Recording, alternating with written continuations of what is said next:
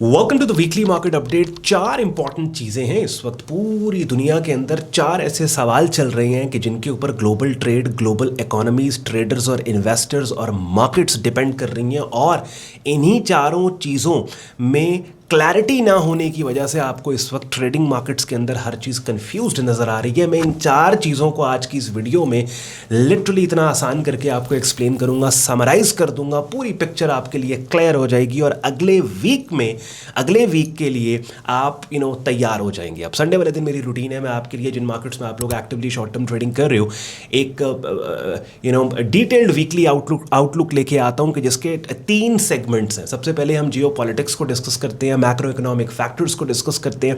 दूसरे सेगमेंट के अंदर फिर हम माइक्रो इकोनॉमिक इंडिकेटर्स के ऊपर फॉरेक्स फैक्ट्री में जो इंपॉर्टेंट इंडिकेटर्स मार्केट्स को मूव कर सकते हैं उनको मैं आपको एक्सप्लेन करता हूं। और फिर एंड पे प्राइस चार्ट के ऊपर बाकायदा पोजीशन करवाता हूं कि फला मार्केट, लेट्स सपोज अगर सारे फैक्टर्स इस मार्केट को बुलिश रखे हुए हैं तो हम इसमें बाय साइड पे पोजीशन है और कौन से लेवल्स और एरियाज है जहां से पोजीशन है। तो सुकून से टिक के आपने ये एनालिसिस वीडियो देखनी है, बिकॉज ये 15-20 मिनट आपके पूरे हफ्ते को प्लान करने वाले हैं। तो एंड पे आज का कंटेंट यूजफुल लॉजिक लगे, वीडियो को लाइक करके चैनल को सब्सक्राइब करके बेल आइकन पे क्लिक कीजिएगा। पहला सवाल और पहली कंफ्यूजन क्या है कि क्या होने वाला है 48 घंटे बाद जो ख़त्म होने वाले हैं। प्रेसिडेंट ट्रंप ने जुम्मे वाले दिन, फ्राइडे के बाद, ये डेडलाइन एक्सटेंड की ईरान को, जो उन्होंने 5 दिन की दे रखी थी कि भैया 6 अप्रैल तक की दे रखी थी कि 48 घंटे में अगर स्ट्रेट ऑफ हॉर्मुज को ना खोला गया तो हम ऐसी की तैसी फेर देंगे। और ये अनाउंसमेंट उन्होंने तब की जब रिपोर्टेडली ईरान ने 2 अमरीकी जहाज़ों को गिराया। याद रहे आपको कि पहले भी 2 दफ़ा ये डेडलाइन एक्सटेंड हो चुकी है। पहले 5 दिन की डेडलाइन दी सीज़ फायर की, उसके बाद 6 अप्रैल तक एक्सटेंड की और उसके बाद अब 48 घंटे की, जो कि ऑलमोस्ट अब ख़त्म होने वाले हैं। तो ट्रेडर्स और इन्वेस्टर्स इस बात को देख रहे हैं कि 48 घंटे के खात्मे के ऊपर क्या होने वाला है। वॉर मजीद एस्केलेट होने वाली है। ऑयल प्राइसेस ने जो रीसेंट जो हाई प्लेस किया 120 के पास उससे मजीद ऊपर ऑयल मार्केट जा सकती। दूसरा इंपॉर्टेंट सवाल और दूसरी कंफ्यूजन क्या है कि इस हफ्ते अमेरिका की तरफ से आप सब जानते हैं, ट्रेडर्स जानते हैं कि NFP non farm employment data है, अमेरिका में लेबर मार्केट की तरफ से रिपोर्ट्स आई हैं। और ट्रेडर्स क्यों इस रिपोर्ट को गलत बोल रहे हैं ये मैं आपके सामने रखूंगा बात और एक्सप्लेन करूंगा। बिकॉज महज आउटस्टैंडिंग डेटा जो फॉरेक्स फैक्ट्री पे आया उसको देख के एक बेखबर बंदा तो ये सोचेगा कि बस हो डेटा इतना अच्छा आ गया, हमें ऐसे करना चाहिए। नहीं, लेकिन एक कॉन्ट्रेरियन व्यू पॉइंट आपके सामने मैं ट्रेडर्स का रखूंगा कि क्यों दुनिया के बड़े बड़े एनालिस्ट और बड़े बड़े ट्रेडर्स इस डेटा को गलत बोल रहे हैं। तीसरी इंपॉर्टेंट चीज़ क्या, हम ये बात करते हैं कि भाई अमेरिका ऑयल का सबसे बड़ा एक्सपोर्टर है, अमेरिका अपना ऑयल प्रोड्यूस करता है, तो फिर उसे स्ट्रेट ऑफ हॉर्मुज की ब्लॉकेट से क्या तकलीफ है। यानी और प्रेसिडेंट ट्रंप ने ये बात की भी सही। आपको याद है कुछ दिन पहले जो स्टेटमेंट उन्होंने दी थी कि भाई हम जंग ख़त्म कर रहे हैं। आपने नेशनल न्यूज़ चैनल्स के ऊपर आपने सुना होगा कि भाई हम ईरान की जंग से जा रहे हैं। स्ट्रेट ऑफ हॉर्मुज खुलती या नहीं खुलती हमारा कंसर्न नहीं है। जिनको स्ट्रेट ऑफ हॉर्मुज के रास्ते से गुजरने वाले ऑयल की ज़रूरत है वो जाएं और जाके खुद खुलवा लें। वो यूरोप को उन्होंने प्रेशराइज किया, मिडल ईस्ट कंट्रीज़ ने अलायंस बनाने की कोशिश की कि भाई हम खुद यहाँ तो फिर अमेरिका अगर ऑयल अपना प्रोड्यूस करता है तो अमेरिका को फिर महंगाई का क्या डर है। अमेरिका में महंगाई क्यों हो रही, अमेरिका में ऑयल महंगा क्यों हो रहा है, बहुत बड़ा सवाल ये मैं क्लियर करूंगा, बल्कि कोशिश करूंगा मेरी रीसेंट वीडियो के कमेंट सेक्शन में किसी ने ये सवाल किया भी था, ट्राई कि अगर मैं स्क्रीन पे वो सवाल आपको दिखा सकूं। चौथा सवाल और चौथी बड़ी चीज़ जो कन्फ्यूजन क्रिएट किए हुए है वो है federal reserve bank of America. Trader investor ये सोच रहे हैं कि फेड क्या सोच रहा है, जेरोम पावेल क्या कहना चाह रहा है, क्या सोच रहा है वो बंदा। 10 अप्रैल को इन्फ्लेशन डेटा आपके पास आ रहा है, अप्रैल के एंड पे इंटरेस्ट रेट डिसीजन आना है, तो क्या होगा। बिकॉज याद रखें पूरी दुनिया में जो ट्रेड होती है वो यूएस डॉलर के अगेंस्ट होती है। जितनी भी मार्केट्स में आप शॉर्ट टर्म ट्रेडिंग कर रहे हो वो डॉलर के अगेंस्ट हो रही है।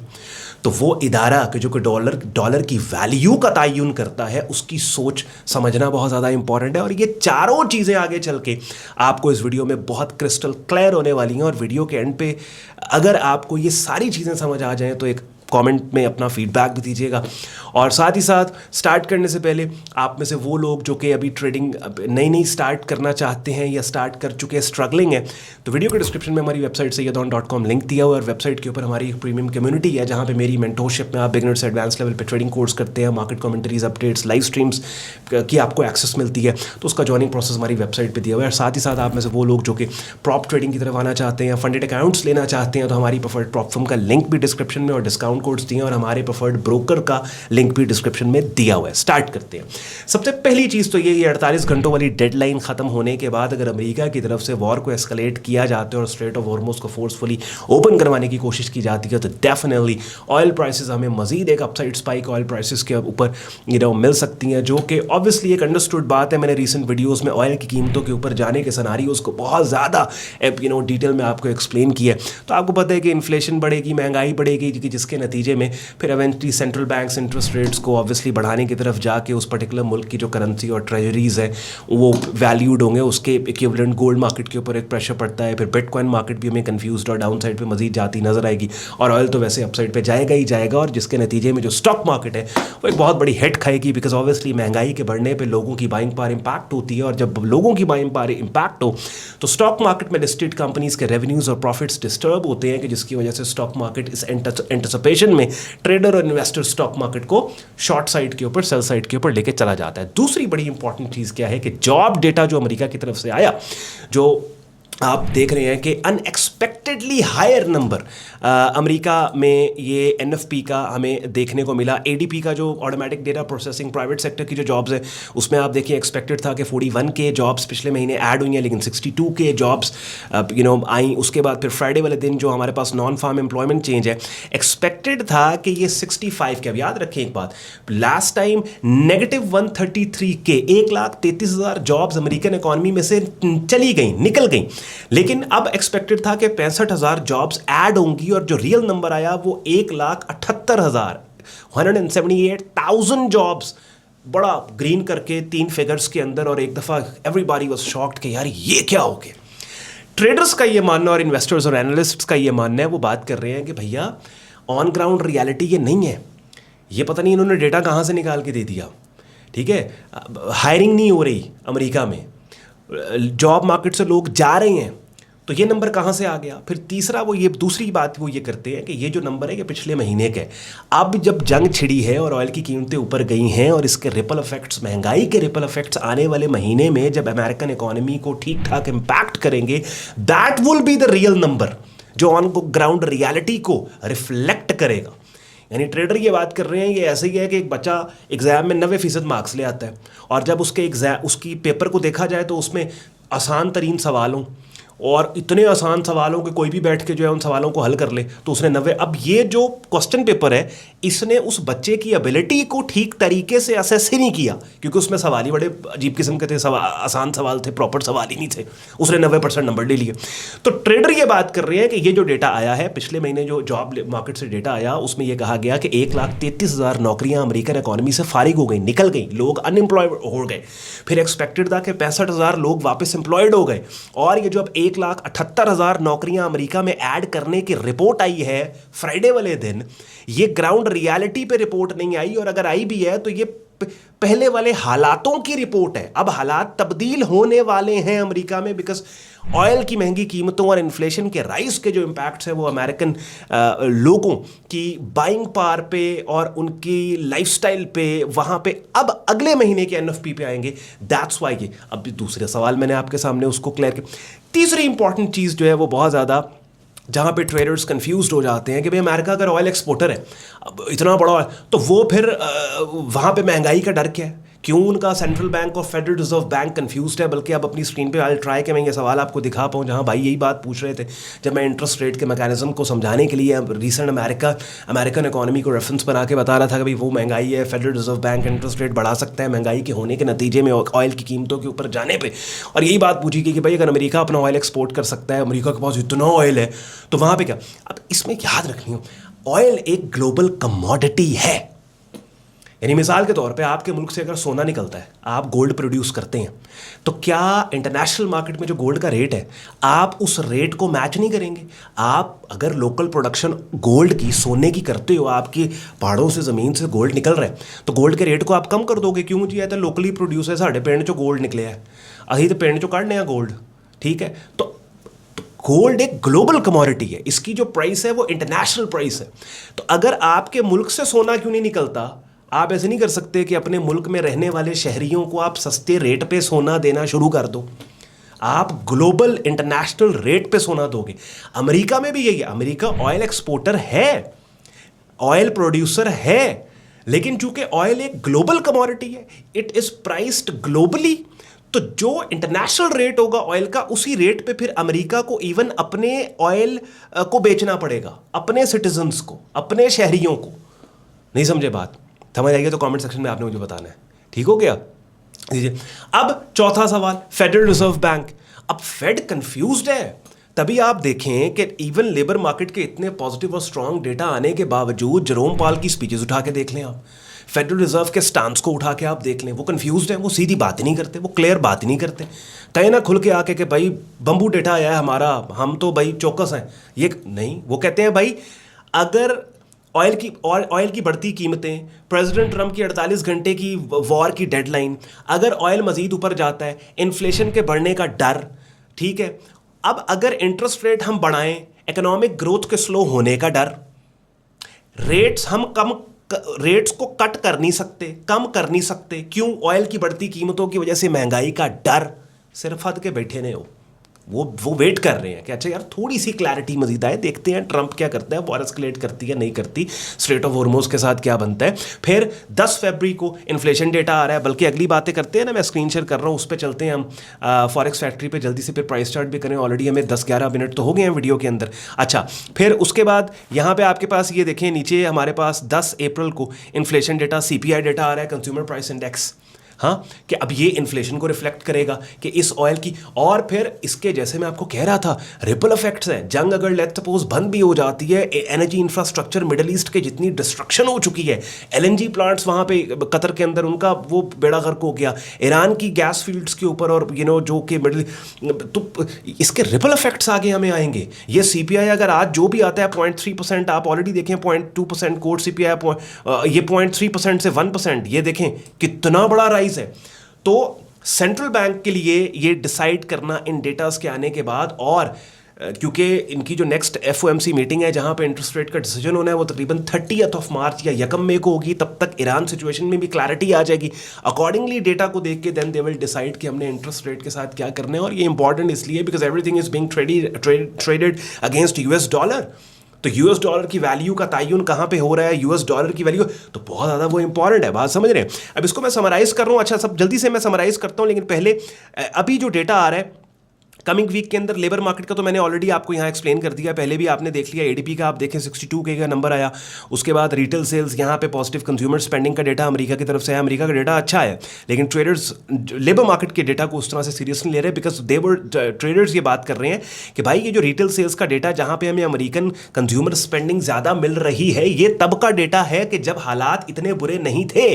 ऑयल अब ब्लॉक्ड है, ऑयल की प्राइस ऊपर जाने के बाद, महंगाई के बढ़ने के बाद, जो अगले महीने के ये नंबर्स और डेटाज आएंगे वो सही तरीके से रिफ्लेक्ट करेंगे कि अमेरिका के अंदर हो की रहे है। अच्छा, आगे नेक्स्ट, उसके बाद जी you have unemployed claims, Friday को ये NFP का डेटा आपके सामने आ गया। अच्छा, अब ये आज संडे को JMMC मीटिंग। अब ये JMMC मीटिंग क्या होती है? बेसिकली OPEC क्या होता है? ऑयल प्रोड्यूसिंग एक्सपोर्टिंग कंट्रीज, ठीक है, वो मुल्क, उनकी एक बॉडी है जिसको OPEC बोला जाता है, oil producing exporting countries, OPEC। उसमें फिर प्लस भी होते हैं, एक वो 11 मेंबर्स वो हैं, और उसके बाद फिर बाकी मुल्क भी होते हैं कि जो, जैसे रशिया बहुत बड़ा ऑयल प्रोड्यूसर है, कनाडा बहुत बड़ा ऑयल प्रोड्यूसर है, वेनेजुएला बहुत बड़ा ऑयल प्रोड्यूसर है। ये लोग भी उस मीटिंग में आते हैं, इनके मिनिस्टर्स आते हैं। नॉर्मली क्या होता है कि इस मीटिंग के अंदर वो डिसाइड करते हैं कि हमने ऑयल की प्रोडक्शन कहाँ सेट करनी है, ऑयल कितना हर मुल्क प्रोड्यूस करेगा। लेकिन हुण सिर्फ इन्होंने इस मीटिंग च गप्पां ही मारनियां ने, गल्लां ही करनियां ने, क्योंकि इन्हों दे हाथ च कुछ नहीं है। ये जिन्नियां मर्जियां बड़का मार देना, हम इतना प्रोड्यूस करेंगे, तानू करन देणगे तो तुही करोगे, ठीक है। उधर कोई जंग की सिचुएशन बनेगी, तुही जिन्नी मर्जी प्रोडक्शन करके रखी जाओ, वो स्ट्रेट खुलेगी तो तुम वहाँ पे करोगे। तो इस मीटिंग के अंदर मुझे नहीं लगता कि ये बाय मंथली मीटिंग होती है, और इसमें मुझे नहीं लगता कि इसमें कोई बहुत ज़्यादा कोई स्टेटमेंट, बिकॉज मजबूर है यार, जब तक ये जंग का कोई सिचुएशन या हालात नहीं निकल जाती, तब तक ये सारे अंकल मजबूर हैं। अच्छा, आगे चले। ISM PMI सर्विसेज PMI आ रहा है, ये हमारे पास 6 मंडे वाले दिन PMI का मैंने बहुत एक्सप्लेन कर दिया, परचेसिंग मैनेजर्स इंडेक्स।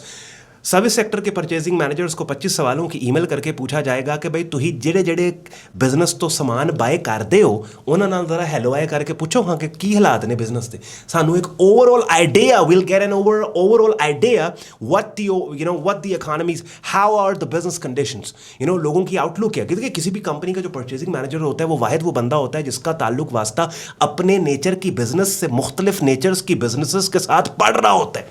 जैसे मिसाल के तौर पे आप अगर आपका अगर गाड़ियों का शोरूम है, अब गाड़ियों के शोरूम में जो आपका परचेजिंग मैनेजर है उसने पार्ट्स भी खरीदने हैं, उसने कुर्सी भी खरीदनी, उसने कंप्यूटर भी खरीदने, उसने कीबोर्ड भी खरीदना, तो डिफरेंट टाइप्स के बिजनेसेस से गुफ्तगू और बातचीत करके हालात वाक़यात वो लेता रहता है, वो खबर, तो उसका एक सर्वे है। और अगर इस इंडिकेटर की वैल्यू 50 से ऊपर है दैट मीन्स कि आउटलुक पॉजिटिव है लोगों की इकोनॉमी को लेके। अगर 50 से नीचे आउटलुक नेगेटिव है, आउटलुक पॉजिटिव का मतलब डॉलर स्ट्रेंथन है, आउटलुक नेगेटिव का मतलब डॉलर वीक।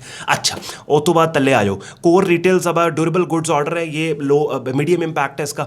उसके बाद न्यूजीलैंड की तरफ से FOMC मीटिंग मिनट्स हैं, ये हमारे पास आ रहे हैं 8 अप्रैल को, लेकिन डिसीजन जो है वो 30 अप्रैल यकम को है इंटरेस्ट रेट का। उसके बाद फिर कोर ये आपके पास PCE प्राइस इंडेक्स है और फाइनल GDP है, इसको फिर मैं बाद में ड्यूरिंग द वीक डिस्कस करूंगा। अभी मुझे प्राइस चार्ट पे जाना है, वीडियो काफ़ी लंबी होगी।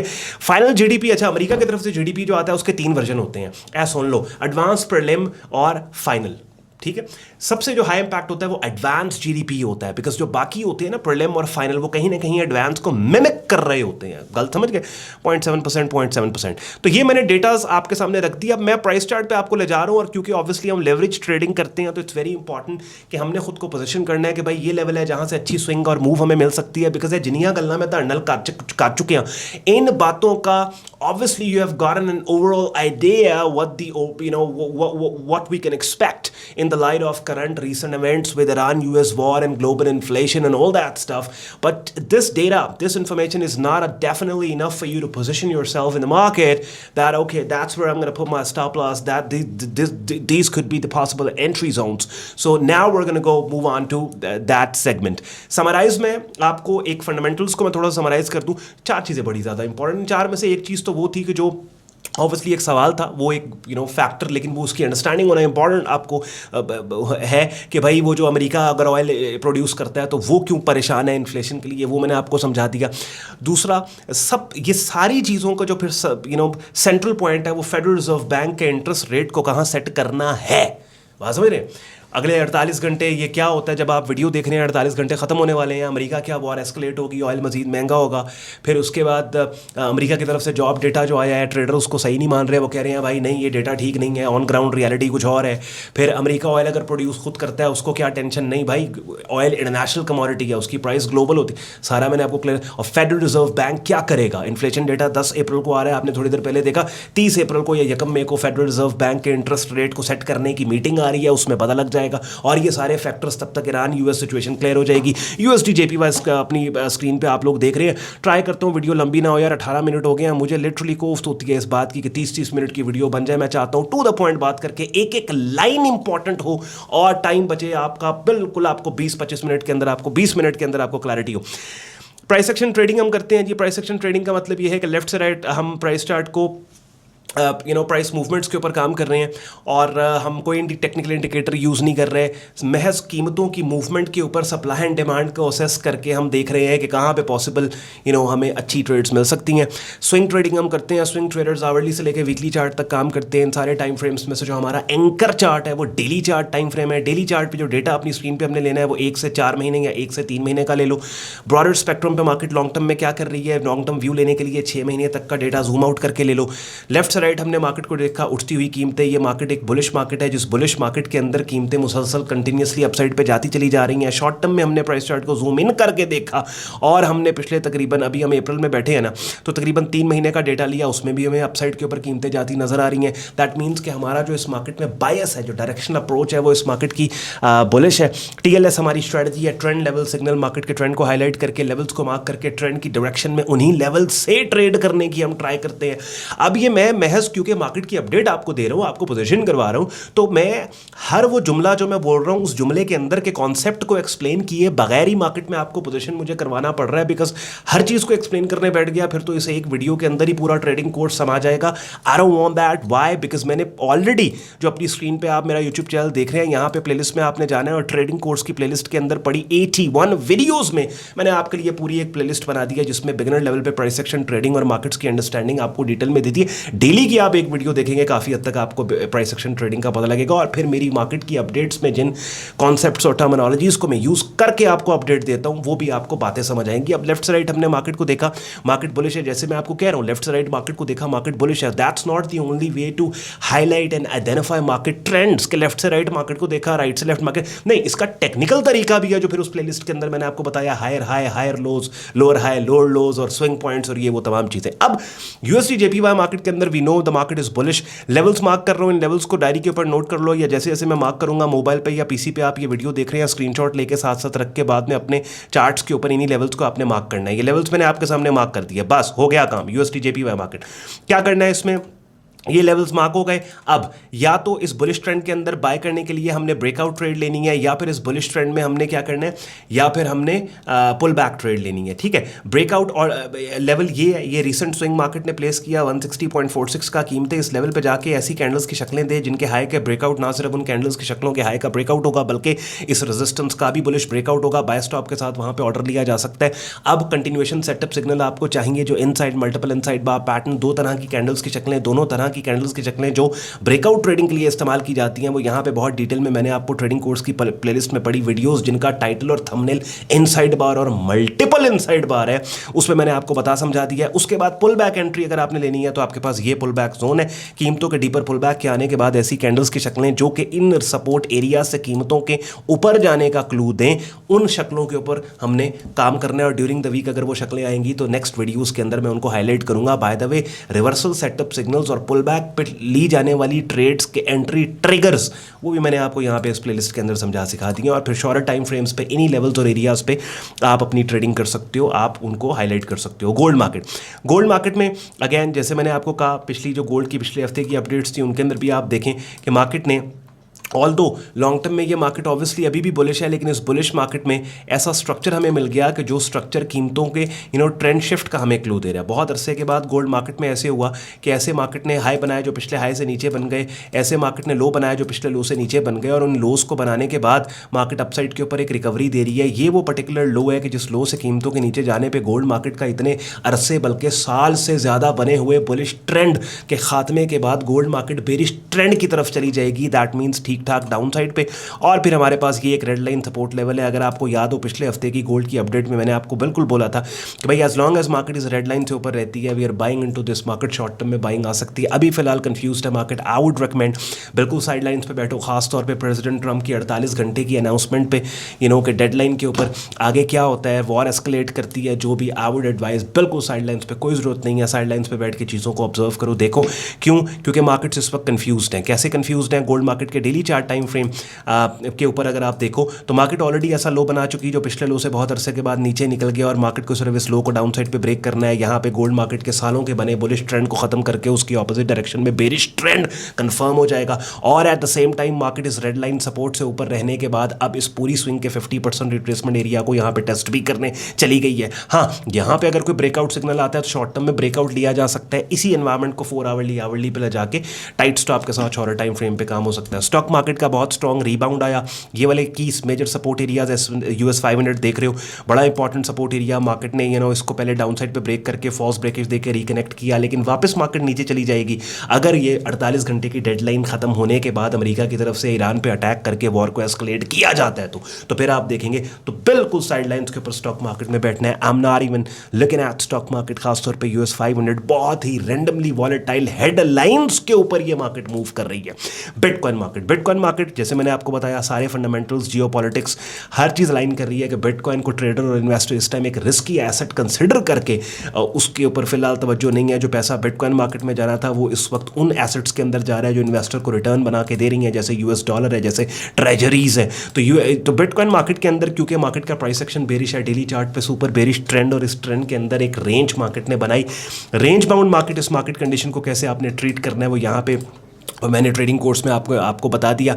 तो क्या करना है, दो ऑप्शन है इसमें, या तो कीमतों के सपोर्ट एरिया की अप्रोच पे यहाँ पे हम देखेंगे कैंडलस्टिक पैटर्न सेटअप क्या कह रहे हैं। अगर तो स्ट्रांग तरीके से कीमतों के उठने के क्लू देने वाला सेटअप सिग्नल होगा, हो सकता है हम उसके ऊपर काम करें। अदरवाइज आइडियली क्योंकि मार्केट का ट्रेंड बेरिश है, मार्केट ये रेंज इस बेरिश ट्रेंड में बनी, तो वी वुड प्रेफर कि यहाँ पे मार्केट कंसोलिडेट करके ऐसी कैंडल्स की शक्लें बना दे जो इस सपोर्ट के टूटने का क्लू दे डाउन साइड पे। तो सेल स्टॉप के साथ यहाँ पे हम करेंगे, और स्पेशली अगर वॉर एस्केलेट करती है तो फिर इस सिचुएशन में बिटकॉइन की सेल ट्रेड आइडियल होगी, बिकॉज वॉर भी सजेस्ट करेगी कि बिटकॉइन को डाउन साइड पे जाना चाहिए, और प्राइस एक्शन भी यही कह रहा है बिटकॉइन को डाउन साइड पे जाना चाहिए। आई एम सॉरी, मैं एक बात गलत बोल गया कि आइडियली तो वॉर एस्केलेट ना पीस हो, अमन हो, वो बेहतर है भाई। बिटकॉइन जिथे मर्जी जाए, असी उत्ते जाएगा, उत्ते भी इनू ट्रेड कर लांगे, जंग रुकनी चाहिए। अच्छा, अप साइड पे अगर बिटकॉइन जाता है तो ये वो एरिया होगा कि फिर जहाँ पे प्राइस एक्शन को ऑब्जर्व हम करके देखेंगे कि यहाँ से कीमतों के गिरने का क्लू, सेल साइड पे ब्रेकआउट का क्लू। तो कैंडलस्टिक पैटर्न सेटअप्स पे बात आती है ना यार, कैंडलस्टिक पैटर्न सेटअप्स पे ऑयल मार्केट देखें, चढ़ गई ना उत्ते हैं। तो अब अगर खुदा ना खास्ता अगर ये जंग डेडलाइन खत्म एक्सटेंड करती है तो ये देखो, ये वाला लेवल अपसाइड पे बम, कहाँ की कहाँ बात जाएगी। हाँ, तो ऑयल में बिल्कुल ट्रेंड एक खबर पे ऑयल मूव कर रहे हैं। ऑयल में तो आप आवरली चार्ट पे भी फिलहाल पंगा ना लो। तो इस वक्त आई वुड से ये जितनी 5 मार्केट्स आपके साथ मैंने डिस्कस की है ना, इस वक्त यूएसटी जेपीवाईएसडी ओनली मार्केट के जहां पे कहीं ना कहीं आपको स्टेबल प्राइस एक्शन मिल रहा है कि अगर क्लीन किस्म का ब्रेकआउट यहां पे आपको मिलता है, ठीक है, ब्रेकआउट 1:2 के साथ आप ट्रेड करें डाउन साइड पे आपको, और इन हालात में भी ट्रेड मिलती है।